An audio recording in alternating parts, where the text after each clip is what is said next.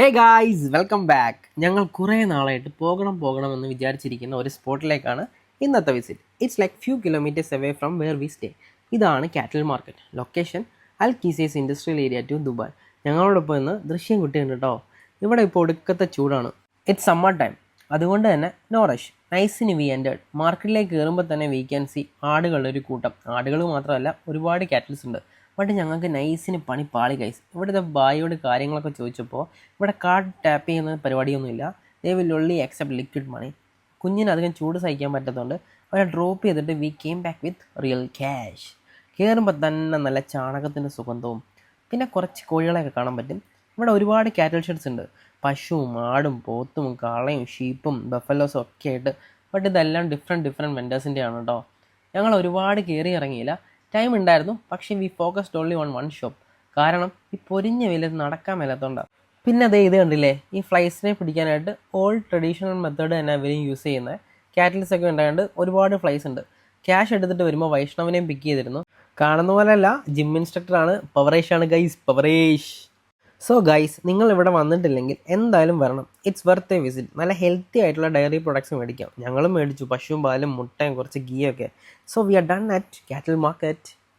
വീട്ടിൽ പോയിട്ട് പ്രത്യേകിച്ച് പരിപാടിയൊന്നും ഇല്ലാത്തതുകൊണ്ട് we went straight to fresh fruits and vegetable market. ഇത് വരുന്നത് റാസൽഗോറിലാണ്.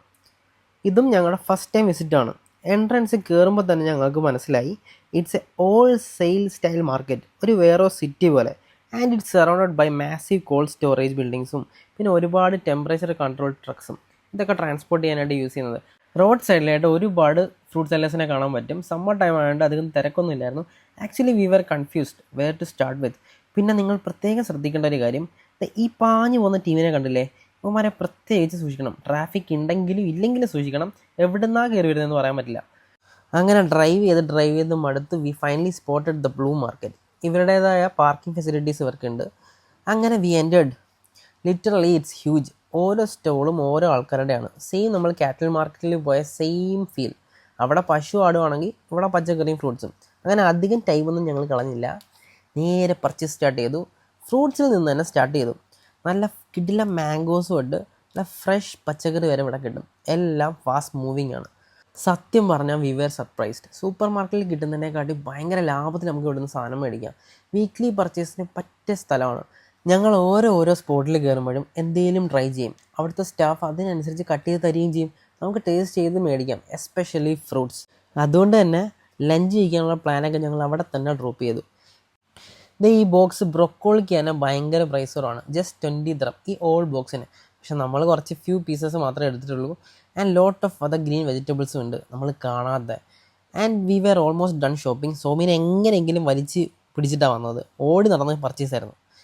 അങ്ങനെ we were done buying things. കാരണം ഒരുപാട് സാധനം മേടിച്ചാൽ ചീത്തയായി പോകുന്നുള്ളൊരു പേടിയുണ്ടായിരുന്നു. അങ്ങനെ ഫൈനലി നമ്മൾ എക്സിറ്റ് അടിക്കാൻ പോകുമ്പോഴാണ് ഈ ഷോപ്പ് സ്പോട്ട് ചെയ്തത്, spice and nut shop. But ഇത് നോർമൽ സൂപ്പർ മാർക്കറ്റിൽ കിട്ടുന്ന സെയിം പ്രൈസ് റേഞ്ച് ഒക്കെ ആയിരുന്നു. ഒരുപാട് ട്രൈ ചെയ്തു ബാർഗെയിൻ ചെയ്യാനായിട്ട്, പക്ഷെ നടന്നില്ല. അങ്ങനെ അവിടെ നിന്നും മതിയാക്കി on the way to parking. കണ്ടില്ലേ, ഒരുപാട് സാധനം മേടിച്ചിട്ടുണ്ട്. എപ്പോൾ തീരുമെന്ന് ഒരു ഐഡിയ ഇല്ല. അങ്ങനെ കാറിൻ്റെ ട്രങ്കിലെല്ലാം സ്റ്റാക്ക് ചെയ്ത് Somi was still eating her favourite cherries. അപ്പോൾ അത്രയുള്ള guys, like share and subscribe മറക്കരുത് കേട്ടോ. അപ്പോൾ അടുത്ത വീഡിയോയിൽ കാണാം. Peace and love.